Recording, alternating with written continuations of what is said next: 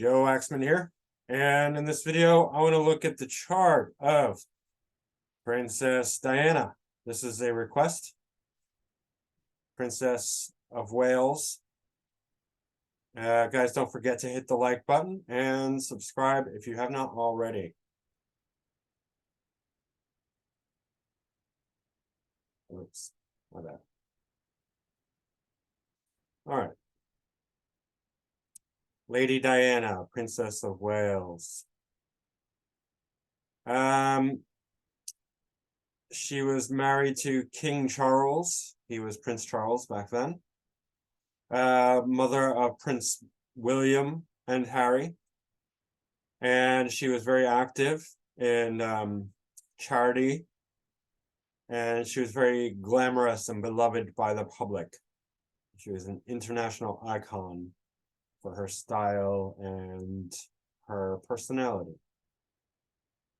She was born into British nobility, and she grew up close to the royal family. She got engaged to Prince Charles. He's the eldest son of Queen Elizabeth. He's now king. And she was immediately embraced by the public. Her two sons, William and Harry, are second and third in line in succession to the throne. So if anything happens to Charles, I guess William will become king. Their marriage suffered due to their incompatibility and extramarital affairs, and they separated in 1992. Soon after the breakdown of the relationship became public knowledge. They divorced in 1996. A year later, she died in a car accident. Some suspect foul play, and I tend to agree with that. She knew too much, she said too much, and she did not behave as they wanted her to. They could not control her. And I think they were afraid she was going to reveal too much of their skeletons in the closet, quite literally. I do not think the royal family is quite as clean as they portray themselves to be. But I have to be careful what I say so I don't get my channel removed, because I'm right on the edge of that. So I'm not going to reveal too much of things I've read and heard. So, of course, you're encouraged to do your own research about that.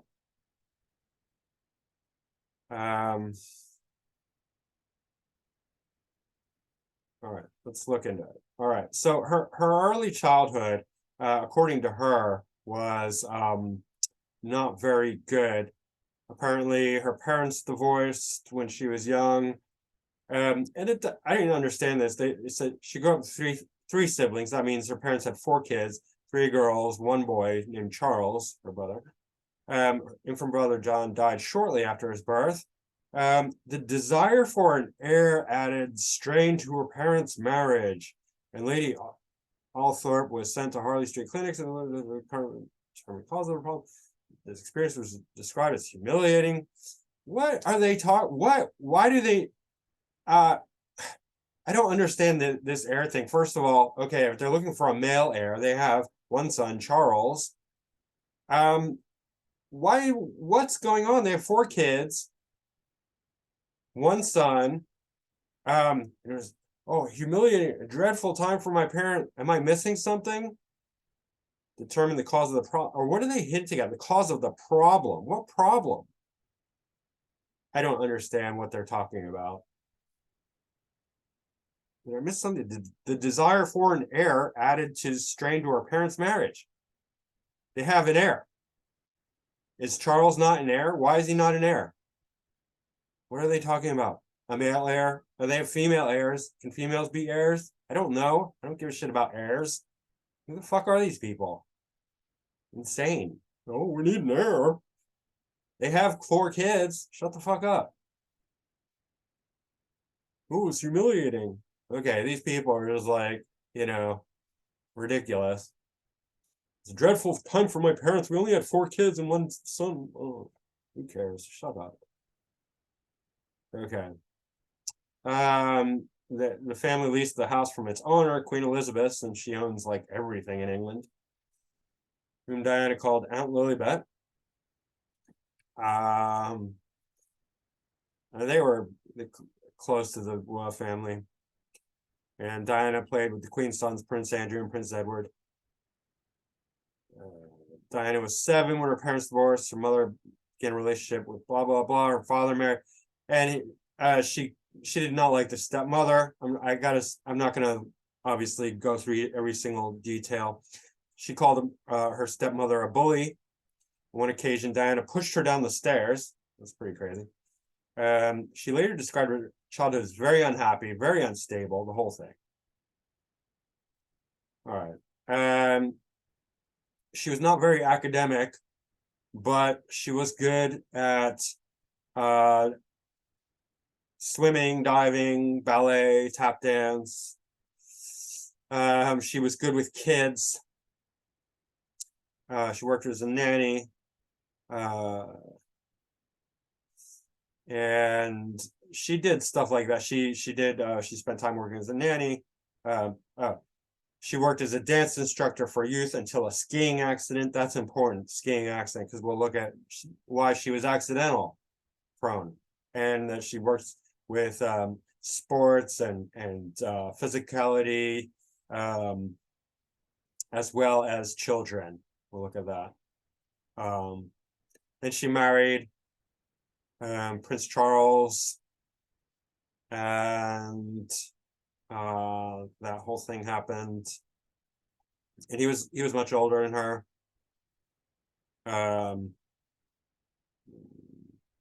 He was 29, dating her older sister Sarah, and she was 16. So that is 13 years difference. Not unheard of, but definitely a big age difference. Let's see.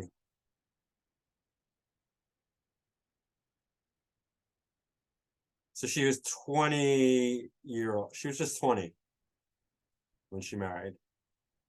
It's quite young. All right, so she becomes princess. She has kids. And that was that. Then they started having affairs. There was a lot of speculation about all the different affairs. Charles had an affair with his now wife, Camilla, who was his previous girlfriend. And Diana had perhaps numerous affairs, although it's not very clear, because she would be accused of having an affair and she would deny it. And there were many different people, and maybe some she did, maybe some she didn't, and I don't know. Frankly, I don't care. Let's just say she had affairs. Who cares, right? They were not getting along, in other words, and she would berate him, or he would berate her. He would according to Wikipedia anyway, I mean, he was very he would just bring her down, talk her down, just make her feel inadequate. Oh, at one point, I think I missed this, but this is important. Diana fell down the staircase while she was pregnant.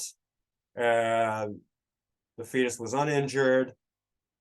Later confessed that she had intentionally thrown herself down the stairs because she was feeling so inadequate. That's important. Mental health issues, accidents, things like that. All right, so affairs, problems in the marriage, and apparently and he had more than one affair as well. Tiggy Leg Bork, funny name. That was one of his affairs, and he might have gotten her pregnant, and then she got an abortion. That may have happened. Somewhere in here, I'm not going to try and find it. I just recall reading it. Then they got divorced. The royal family was trying to make them work it out, but they couldn't work it out, and so then they agreed to have a divorce. The royal family called for it, and they agreed. Diana admitted in an interview that she suffered from depression and rampant bulimia, and engaged numerous times in the act of self-mutilation, mental health problems, hurt her arms and legs. As some speculated that she had borderline personality disorder. Yeah. Let's see what else. Oh, accusing Legborg of having an abortion. Legborg, that's a funny name. Maybe I'm not pronouncing it right, but yeah. I'm just gonna skip down. Okay. Obviously, she was very beloved by the people, considered an icon, fashion icon, glamorous, very compassionate, heartfelt, charitable. She was involved in many charities, and greatly changed the public image of AIDS patients and leprosy and cancer and the homeless and all that, because she was very close to them. She touched them, she hugged them, and she wasn't afraid of them. The Queen was not a fan of this kind of thing, and actively spoke against it and told her not to do it, but she did it anyway. And also, she was very active in the role of raising her children, and she did not follow the royal protocol, whatever that was. She chose her own nanny, she chose her own school, she dressed her kids. She was involved as a mother as much as she could be with her own kids, and that's quite nice. I mean, shows she really cares. She was really, there for them and wanted to be their mother, really, not just in show, not just hand over her responsibility to royal maids and let the royal family dictate all the everything, hands off approach, nothing like that. So like I said, she was heavily involved in charity and patronage, AIDS, leprosy, cancer, homelessness, all that. Tons of, I'm not going to go through it all, but very, very active. And she greatly changed the public image of a lot of that sort of thing, making it much more acceptable to care for these people. And I mean, and there's a lot we could say about HIV/AIDS, and unfortunately, HIV/AIDS is not an organic thing. It didn't just happen. It's not just born out of a virus. It was like completely contrived, much like the hoaxdemic we're experiencing today, the Spanish flu, all of it. These people are psychopaths. Sorry to say, but they do create everything. And then Anthony Fauci's involved, if you want to look into that. I have to be careful what I say, but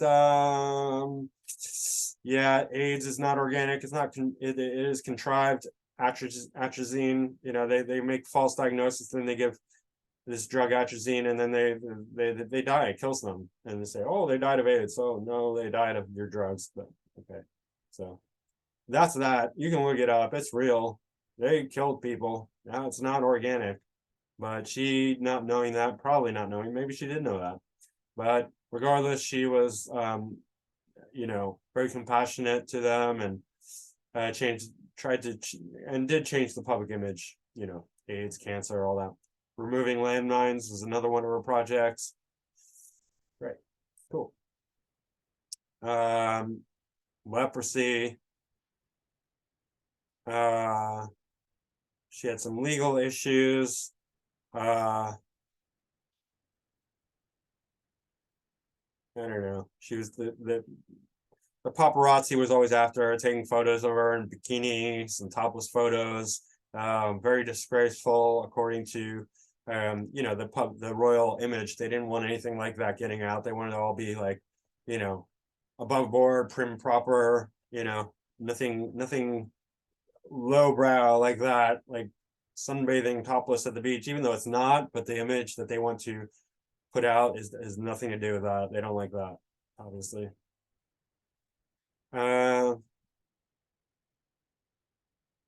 So she had a lot of money after, like, she was given millions of dollars and blah blah blah. She had an affair, and then there was the car accident. which probably most likely was, in my opinion, this is just my opinion, and there's probably a lot of evidence that points to that, but it was probably planned because she knew too much and was saying too much and did not follow the rules, did not follow the royal decree, exposing too much of the dirty royal secrets, exposing dirty royal underwear, which they did not like. Okay. And blah, blah, blah. She was greatly beloved, and her funeral was attended by one of the most people, or watched on TV by one of the most largest audience ever, highest viewing figures ever. Millions watch the event around the world. Okay, let's just go to our astrology. Okay. Sun conjunct Mercury in Cancer in the 7th quadrant. Okay, so for public image, 7th house is very good because it's the masses. You know, it's not great for relationships because Sun burns the significance of the relationship. It's too much ego there by both the person and the themselves. So with Sun in the 7th house, that person can marry somebody who's like the Sun, you know. So obviously a royalty is symbolized by Leo and the king and the Sun, sorry. You know, so that's fitting. Obviously, not everyone who has Sun in the 7th house is going to marry a king. So you can't just be like, well, there it is. She marries a king. No, or a prince, rather, you know, like royalty, you know, nonsense. No, but it is fitting, right? It's fitting. And because this describes the partner. So it describes her in relationship. It also describes the partner. So she's going to marry somebody who's like the Sun, Prince Charles, right? A prince. And as well as that, she has a lot of ego in relationships. She defines herself in relationship. She's all about relationship, and she shines on the stage, in the public arena, in the public eye, you know, because Sun in the 7th, that's the masses. You know, oftentimes you'll see performers, people on stage, musicians, actors, things like that. Anyone who really needs to, you know, have the spotlight on them. Sun in the 7th house is a prominent, very prominent position, right? 5th house, 7th house, 10th house, 1st house. Those are all very prominent for that, for public, being seen by the masses, right? Sun is ruling, well, it's not really ruling a cusp. If you look here at 2957, that's the 8th house cusp, but it is taking up most of the 8th house. So it is bringing 8th house energy into her marriage, right? So that's not great. That's difficult because 8th house is death. So her marriage is already having a difficult quality, being that it is taking on the 8th house energy. Mercury is ruling the 7th. So 7th Lord in the 7th house, even though it's in Cancer, it's still in the 7th quadrant. So that is good, but it's being burnt by the Sun. It's very close to the Sun. It's considered combust. Now, Mercury is one of the planets that does better combust the Sun. However, it's still not great. I think better than Venus, but not obviously it's going to suffer problems. There's too much ego, too much intensity. The 7th Lord is being burned. Her relationships are being burned by egotism, by too much pride, by too much self-interest, right? Cancer for a woman is very good because it brings out the motherly nature, the feminine, the caring, compassionate quality, emotional, right? So, that's very appropriate for a mother, any mother. I mean, it's it's good, it's quite emotional, but gives her a very feminine, caring, motherly quality. And that's probably also why she paid such close attention to her children and did not want to just be a show mother, right? She wanted to be a real mother. Even though she could have, it would have been very easy for her to just shuck off all responsibility and just hand it over to the royal nannies and let the royal decrees take over all the decision making, whatever's customary, whatever schools, whatever clothes, whatever, all the duties and all that, just hand it over. She could have done that, but she didn't. She played an active role in her kids for as long as she was alive as a mother. Neptune has a really nice trine to the sun, really strong trine within 1 degree. And Neptune is the planet of, among other things, glamour, right? And it is actually in the 10th quadrant, but pretty much conjunct the 11th cusp. And well, it's in the 12th whole sign, but so I would say 11th really is carrying a lot of 11th house energy. So Neptune is bringing the glamour, right? So already her sun is very publicly visible, and Neptune is making her very glamorous. So bringing in the style, the fashion, the royalty, because Neptune is very like, movie stars have a very prominent Neptune because of that glamorous quality, the sparkles and the fantasy, because Neptune brings out the fantasy, right? So like the fairy tale princess, the total glamour, the dream. She has this dreamy, iconic quality, money and royalty, the royal princess, right? It's very Neptunian. Trine the sun. So that's very appropriate. We see that very strongly. And it's part of this grand water trine actually with Chiron here. Now, since we're talking about Chiron, grand water trine that's really part of her appeal, because it brings in a lot of emotionality, feeling, depth. But Chiron is quite lowly. So this makes her very relatable and makes her sort of like the people's princess, because Chiron is the wounded reject, the outcast, the low, and this is also the proximity to Moon and South Node is why one of the reasons she was so comfortable with the lower class, with the cancer patients, the AIDS patients, the leprosy patients, the homeless people, right? The war victims, these are all Chironic people.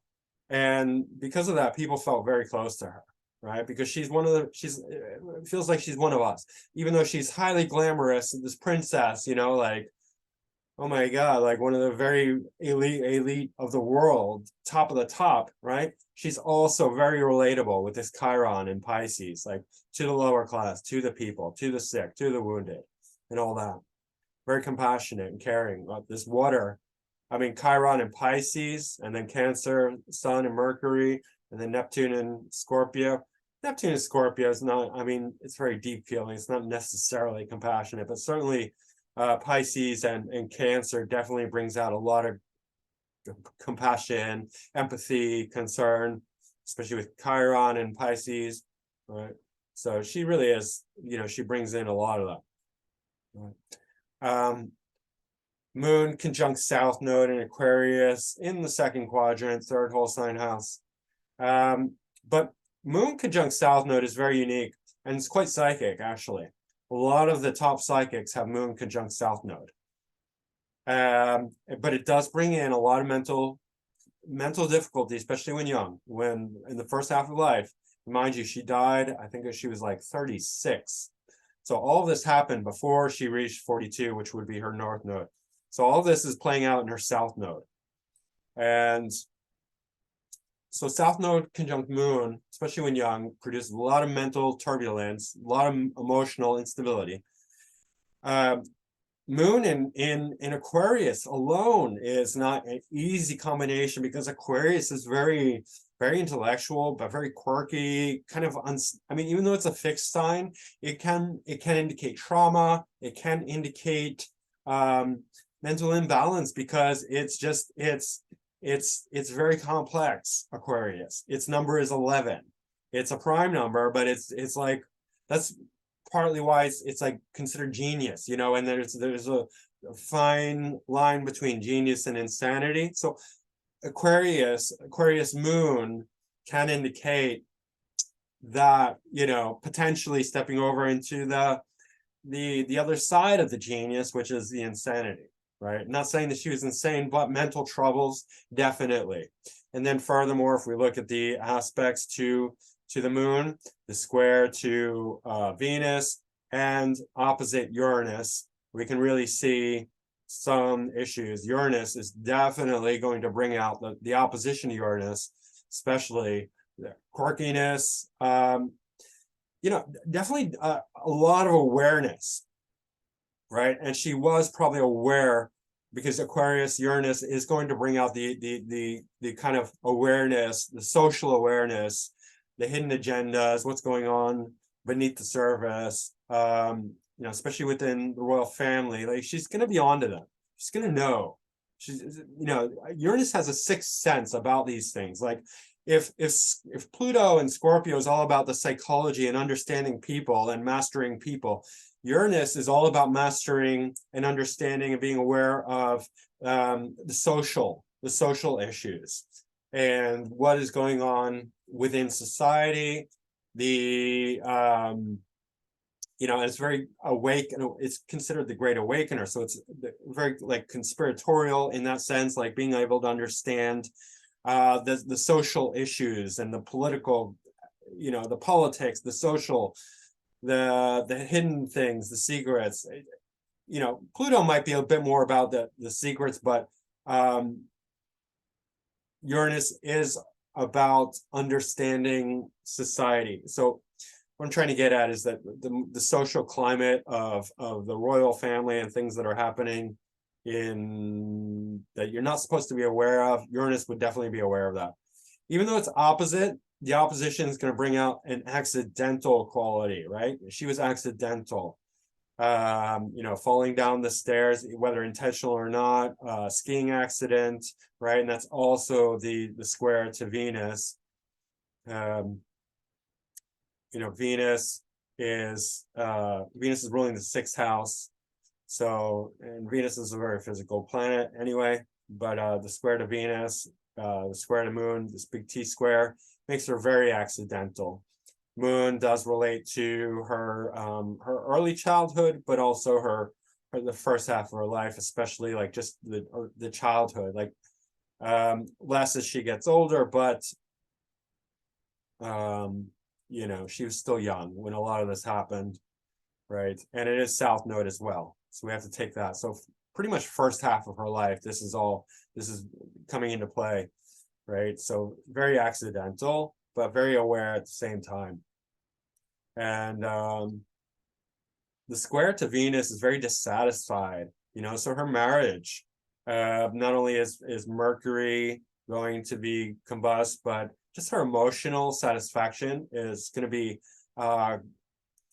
difficult. She's very difficult to satisfy. She's going to be easily dissatisfied and mentally imbalanced, but very aware at the same time, right? Aware of what's going on within the royal family, all the hush hush secrets, you know, that Uranus is really going to pick up on that, because it's the Great Awakener. It's incredibly aware, Uranus. Right. Okay. Our moon also has a sesquisquare to the sun, which is not good. Not good for her emotional well-being, right? Her emotionality, she's disturbed. I mean, she's unhappy. She's perpetually dissatisfied. She's accidental. And, you know, obviously beloved by society. And very lucky in that way, but her internally, she's not happy, very dissatisfied, very difficult relationship between her sun and moon, which causes friction, especially because sun's representing both these are representing her relationships, so her relationships are not going to be good. But also eighth house, sun being, actually, both sun and moon are playing into that eighth house, because moon is actually ruling the actual cusp of the eighth house, barely, very barely, 29th degree. And that alone does not sit easy with me. It feels, because planets or anything that's at the 29th degree is unstable. And the 8th house is our longevity. It shows our death. So, not to mention North Node and Uranus are in Leo in the 8th house. And Leo is a sign of royalty too. So this whole thing is not very good, right? Whether we take Sun or Moon, they are the odds, whether either one sesquisquare each other. So this is a lot of conflict involving 8th house issues, 7th and 8th house, right? Relationships, death, longevity, her emotional satisfaction, her mental stability. None of it is good. It's all very difficult. Chiron is opposite Pluto directly. That's very painful, right? Especially the proximity is tying into her moon again, her south node, her early childhood, right? And so there's a lot of pain early on for this woman, even though she's Princess of Wales. It's very painful. Chiron opposite Pluto shows deep wounds, deep rejection, very, very very painful situation. Oppositions are not easy. They're usually involved with relationships, different kinds of relationships. So we can look at, her stepmother, who she called a bully, her relationship with Charles, her relationship with the royal family. All these really strong relationships were a source of major pain for her. And Pisces is the 4th whole sign house, so it is somewhat pulling in that early childhood, her home life. If we look to the actual IC, which is in Aries, we see Mars is conjunct Pluto, right? So the IC Lord, Mars, is conjunct Pluto. So then again, we're seeing multiple perspectives that the first half of life is very difficult, right? And accidental and emotionally imbalanced and just painful, very painful. Mars conjunct Pluto shows a very iron will, because Mars is the will. Pluto also plays into the wills very strongly. It's a very deep desire, deep will. And so Mars and Pluto together is very a force to be reckoned with. Mars conjunct Pluto. But it can show Pluto is very destructive, even though they both rule Scorpio. I mean, it's not in Scorpio, it's in Virgo, which is okay, I think, for Mars and Pluto. But nonetheless, it's conjunct the ninth house cusp, basically. In the 8th house, so that might, 8th quadrant, so that might have something to do with, again, the accident. Mars can indicate cars because of the physicality, but even more so the 4th lord or IC lord, right? Mars, cars, because automobiles would be here. Short distance travel would be the 3rd house lord, so Jupiter. Haven't even gotten to that, but that has an inconjunct to Pluto. But in any case, this is very, very difficult, very bad. Pluto is destructive and death. Pluto rules death. But Pluto rules abuse as well. And abusive relationships, especially.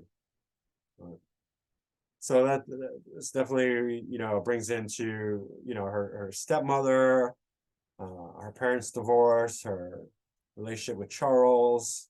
Pluto loves to dominate and control. Okay. Now her ascendant is Sagittarius, very adventurous, very philosophical. So love to travel, long distance travel. She was always traveling everywhere, all over the world. She traveled, but her ascendant lord is Jupiter. Jupiter is in the 2nd house in Aquarius, so for money. Second house. I mean, she's got a fantastic 2nd house. Look at Saturn is in domicile in Capricorn. It's a very strong Saturn, right on the 2nd house cusp, and then Jupiter. is in Aquarius. Jupiter's okay in Aquarius, not great, not terrible, but it does fulfill the sort of requirement for great money. I forgot to mention Neptune in conjunct the 11th house cusp. 11th house is career success and finance as well, the money that you gain from your career. And Neptune, I think the trine to the sun really helps out this Neptune and brings out more positive quality for income, because Neptune it can be very glamorous and big. Neptune's actually a very big planet, but Neptune can indicate loss. But I think because of it doesn't really have, it's got a slight square to Jupiter, but I think because of the trine to sun, mostly, it's acting well. So we're seeing the 2nd and 11th house doing very, very well. All right. Moon and South Node are also basically in the 2nd house. Although you can tell that her houses are lopsided, so it's a little difficult to read, but still. Jupiter has an in conjunct to Pluto again.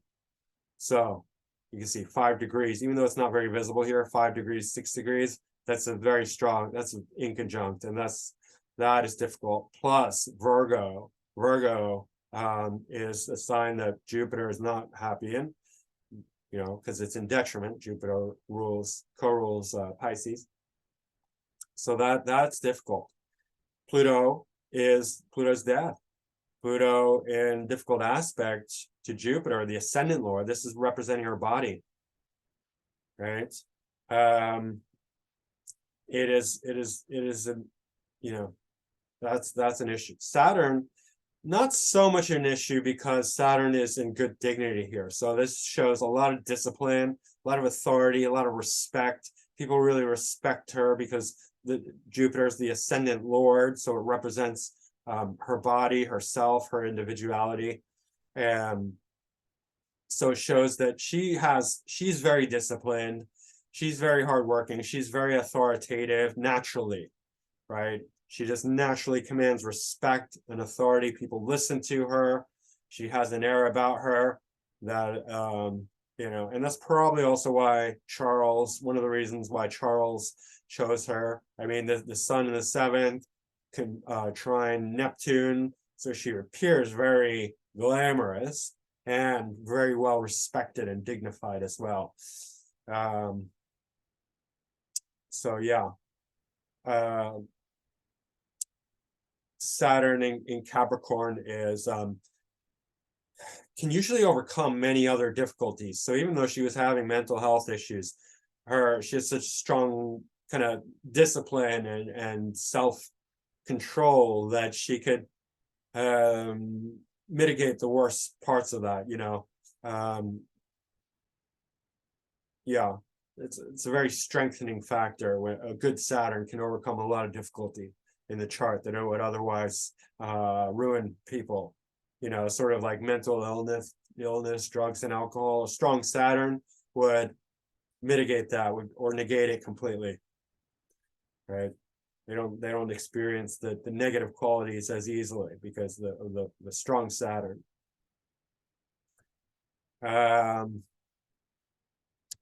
Yeah, but this Jupiter in conjunct Pluto is very difficult. Let's see here.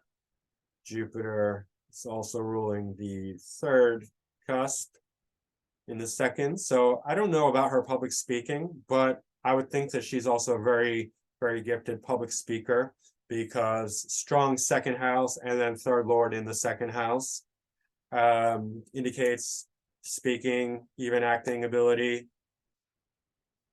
So I imagine that if she gave public speeches, she was very good at that and very well received.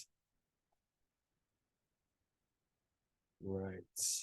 But she does have Venus in domicile in Taurus in the 5th quadrant, but it's also the 6th whole sign house, and it also is the sixth lord. So 5th and 6th. And so I made a note of that when I said she was, like a skiing instructor, a dance instructor, and like she was like in the arts and performances, as well as children, she was very strong. And that's Venus here, as well as sixth house activities, which are service to others. So like charity work, right? Excellent. Because Venus it's feminine, it's creative, it's also very luxurious, right? So a good dignified Venus shows very strong, whatever house it's related to. So fifth and sixth. So, her performance, her being in front of a crowd, being on stage, her artistic creativity. She was good at piano, good at the arts, good at sports, good with children, and good with sixth house activities like service to the people, to the public, in a very giving way. Venus is very abundant, luxurious, excessive even, right? And that it's square the moon. So I think like her own personal dissatisfaction translated out into her being extremely generous, right? Venus in Taurus, very luxurious, very beautiful, right? Venus in Taurus is like the highest point of beauty. Venus in Taurus. Venus represents beauty itself, and Taurus represents beauty, right? More than Libra. Venus in Libra is not. Venus in Taurus is the height of beauty. Venus in Taurus is like as beautiful as it gets. I mean, maybe Venus in exalted in Pisces, maybe that as well would be a very exotic beauty, but just like a very earthy, natural, beauty is Venus in Taurus for sure. And this square to the moon shows kind of like an excessiveness because of dissatisfaction, emotional dissatisfaction, that she's probably going to give even more and be even more charitable to children, to the sick, wounded, homeless, and all that need to serve, because again, like that dissatisfaction is going to drive her. Squares make you work hard, right? And then there's also the square to Uranus. And Uranus is quite shocking and spontaneous. So she's like the type of person that would just like be moved to suddenly like write a check and donate like $1 million or who knows how much to charity. And she was just, endlessly giving to charity, probably to as a means of therapy for her own mental, emotional dissatisfaction and imbalances, right? That was very and her connection to Chiron and Pisces and Cancer, very compassionate, caring, loving, motherly. Venus is also semi-square the sun.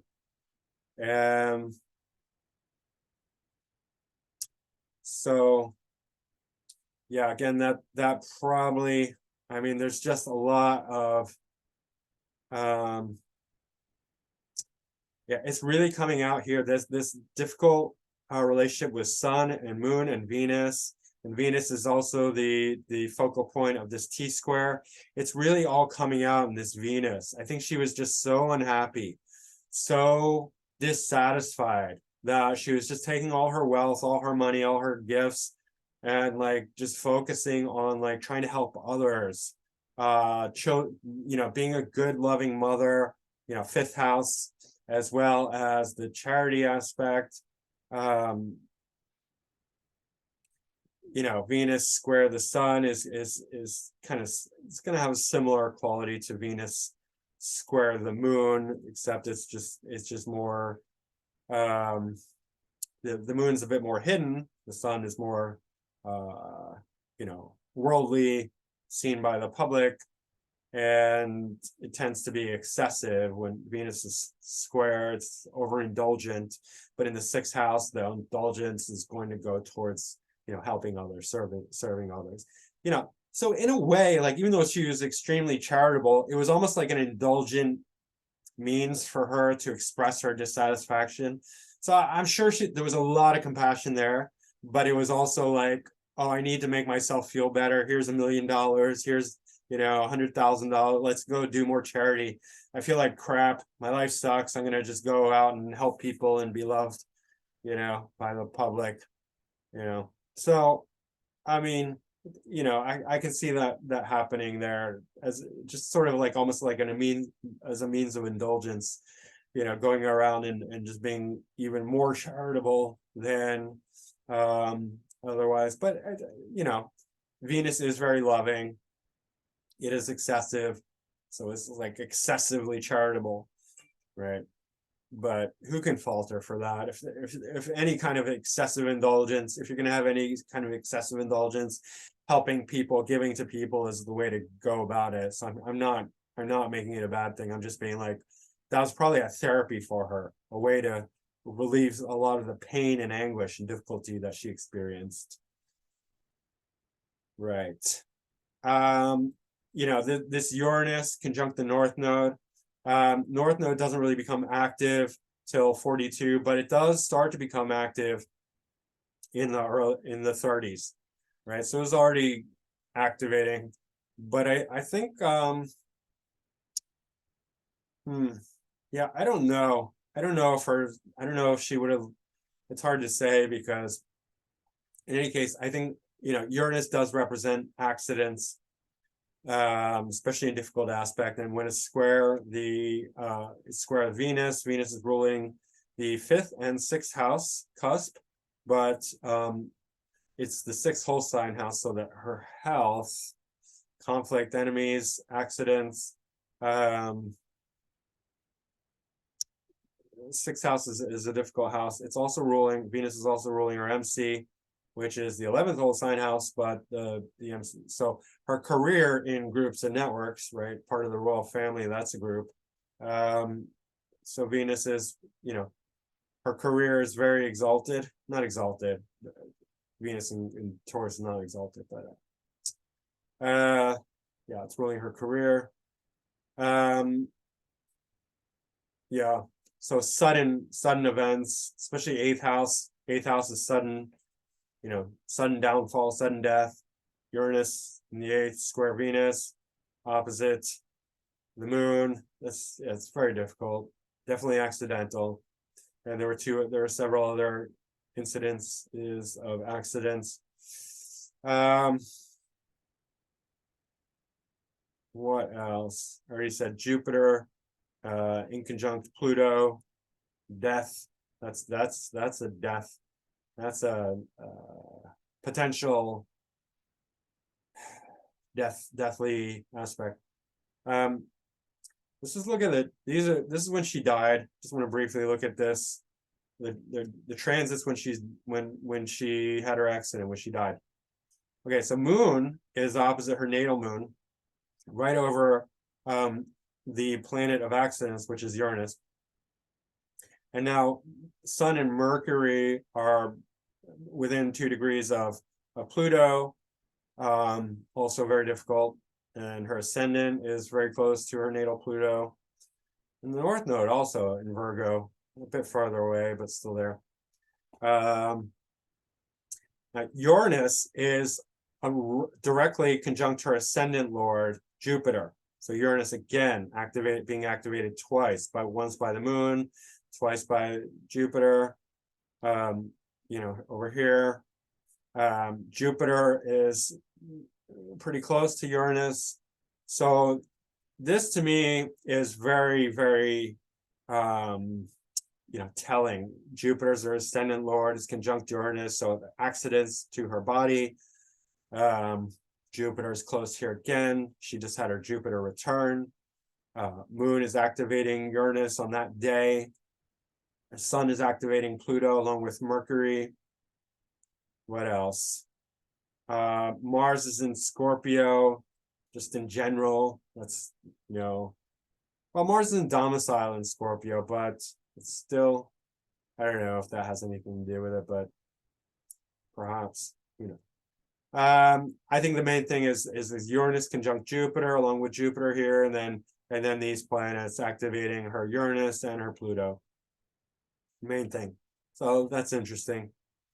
Wait a minute.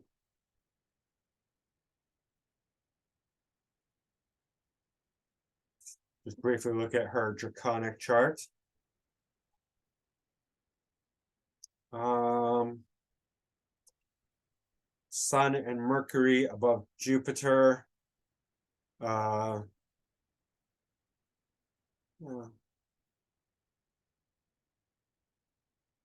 Well, Mercury is ruling the seventh house, so that's interesting, showing that relationships are, you know, again, becoming extremely prominent for her.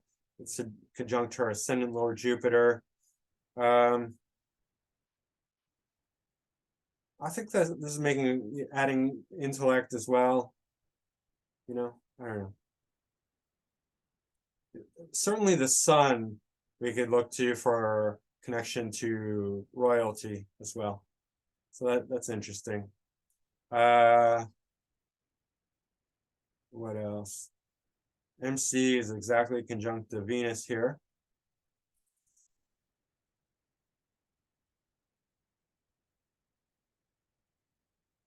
Mars is in Aries, but it's not really conjunct anything here.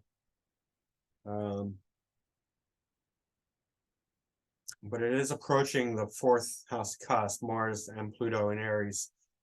So again, showing, difficulty in childhood, because especially with Pluto here, Pluto and Mars ruling the fourth house, but we saw that up here again.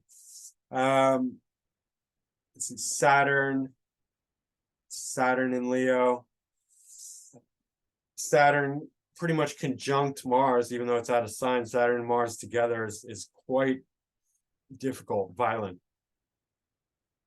Jupiter, which is their ascendant lord, that's exactly conjunct Pluto. That, and then Jupiter is in detriment in Virgo.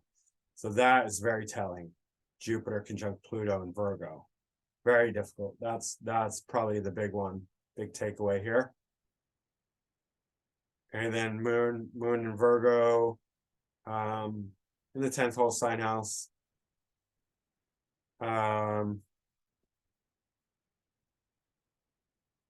Princess, I guess you could say. Moon, I guess Moon would relate to princess. I'm not sure. Maybe Venus and Taurus relates to princess, perhaps. All right. Regardless, yeah, that's pretty much it for Diana. Her chart really spells so much of her life out, including all her real. This is very difficult for her. I think she's just perpetually unhappy and dissatisfied, and very compassionate, caring, loving, very glamorous and all that, but very, very dissatisfied internally, and that was unlikely to change. She's just really taking it out on this Venus. But in any case, that's Diana, Princess of Wales. Guys, I hope you enjoyed it. Please hit the like button. Subscribe if you haven't already. Leave a comment down below.